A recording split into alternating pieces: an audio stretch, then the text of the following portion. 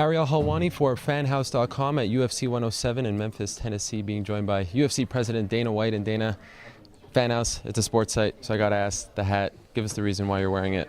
I'm not even a golf fan at all, but I've been a Tiger fan. I like his passion. I like how hard he plays the game. He's won so many and still, has the passion for it. And, it's just one of these things where we love to build people up and then tear them down. Guy made a mistake. Leave Tiger alone, man. Leave him alone. Let him. What he's doing at home and elsewhere is nobody's business. You want to talk about, when he's playing golf next, what kind of training regimen he's doing, this and that. It's all stuff to talk about. The stuff that's going on with him right now is bullshit. Leave him and his family alone and let him handle their business. Well, this is a horrible parallel that I'm making, but a guy that's gone through some trials and tribulations in his career, BJ Penn, right? I mean, this is a guy who was doubted many times. He's been at the lowest points of MMA in terms of losing to Matt Hughes and GSP, and now he's built himself back up. In your mind, is this the most dominant performance of his career? Absolutely. BJ started taking this seriously after the GSP fight, and I've always been waiting for a highly trained, highly motivated BJ Penn. He's been coasting on talent for 10 years. He finally, he's finally gets it, and he's finally out there going after it, man. And not to sound like a goof or sound condescending or anything like that, but I'm proud of him. Very proud of him. Were you surprised at how little Diego had to at least counter some of the things that he was doing, or was this just BJ just being a dominant force once again? Yeah, BJ fought a perfect fight tonight, counterpunched. I'm telling you right now, I don't know, in the 10 years of being in this business, if I've ever seen anybody as busted up as Diego Sanchez was tonight.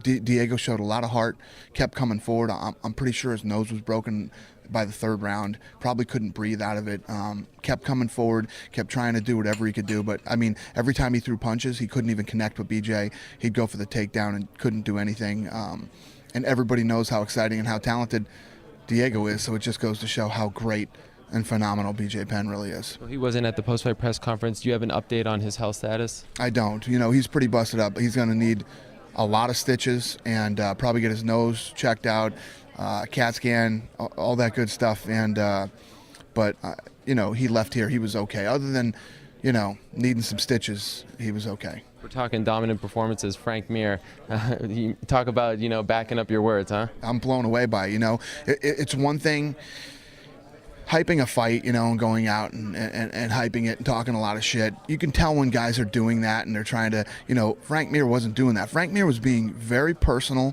and basically saying that this guy doesn't belong in there with me. I believe that I'm this much more talented than this guy, and that's a lot of stuff to lay down on a fight. And I right when the fight was about to start, I said, man, Frank must be thinking right now, man, I better be able to back this up. He did more than back it up, because I don't think there was any doubt in anybody's mind.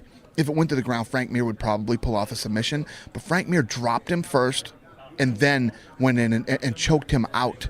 He put an exclamation point on that win. It was phenomenal. It's amazing because going into this fight, a lot of people weren't talking about Frank Mir in the title hunt. He needed to win a few more fights. All of a sudden, people are like, wait a second, is Frank Mir, Brock Lesnar 3 going to come up next? Obviously, Brock Lesnar needs to get healthy, but is it possible that he might have leapfrogged some guys just because of how dominant he was out there? I don't know if he leapfrogged anybody. He just lost in a dominating performance by the champ. So, but it makes the heavyweight division very interesting. It's the great thing about it right now. It's never been more exciting. It's never been more interesting. And we were just talking about Gilbert Yvel now coming to the UFC, and just makes it that much more exciting and that much more interesting. Kenny Florian, he's also coming off of a loss. Were you impressed with the way he rebounded? Because, again, that was sort of like a soul-searching loss. You know what I mean? That was dominant stuff from BJ at 101. I said it after the last fight. I have no clue who came up with that game plan for Kenny Florian. If Kenny Florian fought like he fought the 9 fights before that and then the fight tonight, who knows what the BJ Penn fight would have looked like, But I think everybody has a game plan when they're going against BJ, and then you just don't know what to do anymore. All right, let's put a bow on 107. John Fitch, Stefan Struve, Alan Belcher backed up some big words. Anyone in particular that you were really impressed by? I'll tell you what, I was really impressed with the undercard tonight. The undercard tonight was amazing. I was really impressed with Alan Belcher. I love the way that kid went in and fought. This kid's a Muay Thai guy. He's got great leg kicks, great head kicks. He went in and said, I'm going to take this guy out tonight in my hometown. He was so excited to be here and fight in front of his family and friends, and he blew me away tonight. 108 is up next. Can we collectively ask the MMA gods for no more injuries? Yeah. For Christmas at least, please. No more injuries. Listen, I've been saying this the whole time, and I'll keep saying it. This is a contact sport. Just like any other sport, guys are going to get injured. I'm in the fight business. My job is to keep bringing the best fights I can possibly bring, and trust me, we'll keep them coming. Well, we look forward to it, Dana. Thanks so much for the time. Always a pleasure. Always a pleasure with you, too. Thank you.